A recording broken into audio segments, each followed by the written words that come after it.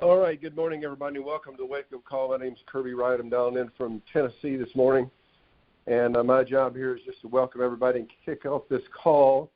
It's a good topic this morning, and my wife, Cindy Wright, will be leading the call. So with that, I'm going to hand over the call. Before I do that, though, I will tell you that we are in the book Little Things Matter. If you don't know that, we're going through that chapter by chapter. It takes about 15 minutes each day. We meet here at 8:15, Monday through Friday. And if you don't have a copy of Little Things Matter, you can either buy it online. It's by W. Todd Smith, or you can go to Little Things Matter. Free download is what I Googled, and it came up with a PDF, and you can just download that on your phone or on your computer so you can kind of follow along with us. I believe we're on chapter 35. Cindy can correct me if I'm wrong on that. But with that, I'll turn the call over to my lovely wife of almost 41 years, Miss Cindy Wright. All right. Thanks so much, Kirby, and welcome to the Wake Up Call, everyone. This is chapter 35. This is a really good chapter, so for me anyway. Uncover the truth within. Y'all listen up. He says, a large facet of our moral character is honesty. Telling lies to others to gain power or money will eventually defeat us, but equally damaging are the lies we tell ourselves. Clouded views, poor judgments, and a negative self-image are the byproducts of this self-deception, and unless you start being honest with yourself, it's highly unlikely you'll ever be a success at anything. When you're honest with yourself, you can see things exactly as they are. There's no smoke and mirrors, no pretending or playing games, justifying or making excuses, and no denying the facts. It's just the cold, hard truth. He said, the other day I was craving pizza. He said, in my car on the way to the local hole-in-the-wall Italian restaurant, I knew I was going to eat one of the unhealthiest foods I could put in my body. I didn't try to justify my decision by saying the cheese is healthy because it comes from cow's milk, the crust because it comes from whole grains, the sauce is healthy because it comes from tomatoes, the sausage because it contains protein. I didn't play games with myself. I knew I was making a poor food choice, period. Can't tell you how many times I've done that. But we're not just talking about eating pizza when we know it's bad for us. It's about making a conscious effort to see all things as they are. Lying to ourselves may make a bad situation seem better in the short term, but in the long term, it can only make things worse. Here's an honesty checklist. How do you respond to these questions? Your first response will reveal the true answers. These are good. Number one, do you think you're overweight? If 3 doctors were to give you an exam, what would they say? Number 2, do you eat healthy foods? If 3 nutritionists were to look at your dietary intake, would they agree? Number 3, do you have the tendency to drink too much alcohol? What would your family members say? Number 4, do you listen to people without interrupting? What would the last 5 people you talk to say? Number 5, do you tend to overreact in stressful situations? What would your coworkers say? Number 6, are you in control of your life, or is your life in control of you? Think about it. You know the truth. He says, how did you do? When you are truthful, it helps you develop a keen sense for what's right and wrong. You'll see things more accurately. You'll make better decisions. By truthfully evaluating your faults and weaknesses, you'll be more open to the process of change.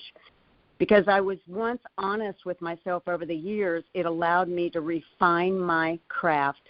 By accurately viewing my performance with a critical eye, I found areas where I could improve. The ongoing refining of our skills, talents, and personal characteristics is key to achieving our true potential. And I tell you, this is the wake-up call is the perfect title for this chapter, because really, I mean, there's so many questions he could have asked that we need to ask ourselves, and then ask someone in that field or expert or your friends or whatever if they feel the same way, because that would be the truth. Are we lying to ourselves, or are we really being honest with ourselves. And, it just in business, you can think you're doing what you're supposed to be doing to get your business going. But at the end of the day, if you had to look at what you did on that day, I always say, would you rehire yourself or would you fire yourself? And typically I'd probably fire myself. But, it's like it really is being honest with yourself, setting those goals in the morning on a daily basis, and then looking at them at the end of the day and saying, why did I not accomplish what I set out to accomplish? Why did I not do those things on that piece of paper, on that list of things to do? What is holding me back from doing these things?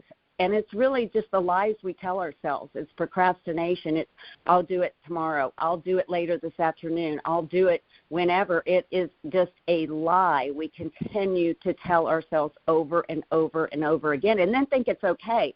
I'll do it tomorrow, when it's really not okay. And if you have to look at your life and go, why am I not where I want to be? It's because of the lies we're telling each other or ourselves. So I'll give it to you for your feedback, Kirby. All right, I'm sitting here listening to you talking and thinking, am I honest with myself? Well, sure, I'm an honest guy. Of course I'm honest with myself, but I'm not on a lot of these things. And the pizza example is pretty classic for me. And in addition to the protein and the sausage and the sauce and all that, I would add vegetables so that I could make it a complete meal. That's the way I would rationalize, is really kind of the defense mechanism that I think we use to cover up for the fact that we're lying to ourselves. And so I looked up rationalize on Google here this morning, and it says an attempt to explain or justify one's own or another's behavior or attitude with logical, plausible reasons, even if those are not true or appropriate. Now, boy, are we good at that. Cindy and I have had many conversations over the years about how great we are at rationalizing things and justifying things that aren't really true, or thinking of things in a way that aren't really accurate. But we do that kind of as a defense mechanism to make up for the fact that we are lying to ourselves. We're really not being honest and truthful and looking at things the way we really should. So it is a wake-up call to think, when I find myself rationalizing, how truthful am I being with myself, or am I just making up excuses or making up reasons or things that aren't even really true or appropriate to make it sound better so that I can feel better about myself. But that's kind of what I got out of it, a little bit more in the why it is that we rationalize and lie to ourselves over things that we know we shouldn't. And with that, Cindy, I'll give it back to you to close out the call. All right. He says his challenge to us is being honest with yourself is a sign of maturity, a sign that says you are willing to take a good look in the mirror of truth. He said, I want to encourage you to start being truthful with yourself all the time in every situation. While it may be painful at times, it's part of the process we all go through if we want to improve our lives. And the last statement he makes is, the day you start being 100% honest with yourself is the day you will start making better decisions. Wow, what a great chapter. I mean, there are so many nuggets in this book, and that's why it's called The Little Things That Matter, because this is, even though it's really not a little thing, this is a huge thing. It's written in 2 pages, 2 pages of such amazing meat right here, and that's what this book is just filled with. It's filled with, I've given this book to so many people, and so many people, Todd has thanked me for all the books I have promoted for him and sold for him, because I believe so much in this book. My kids, that was one of the first things I did when I saw this book, was I bought one for both of my girls and said, start reading this, because there's so many nuggets in it. And we give this to you every day, every morning at 8:15. So what a great way to start your day. I'm proud of you guys, for so many of you dial in every single day, and you're learning, you're growing, and you're going to see the fruits of that effort very, very soon. So with that, I will say goodbye. And Kirby, you can unmute the line. All right, thank you. I just want to read this first paragraph one more time because it's so impactful. A large facet of our moral character is honesty. Telling lies to others to gain power or money will eventually defeat us. Well, we all know that. I mean, that seems kind of obvious to me. But equally damaging, we lie, are the lies we tell ourselves. That's what we talked about this morning, and it is something to think about. It is a wake-up call to realize that. And just as a reminder, every morning at 8:15 Central Time, one of us is here, or two of us are here leading this call, and we try to do it in 15 minutes so we don't interrupt your day, but we can kick your day off with a good start. So thanks for dialing in. I'm going to unmute the lines, and we can say bye-bye.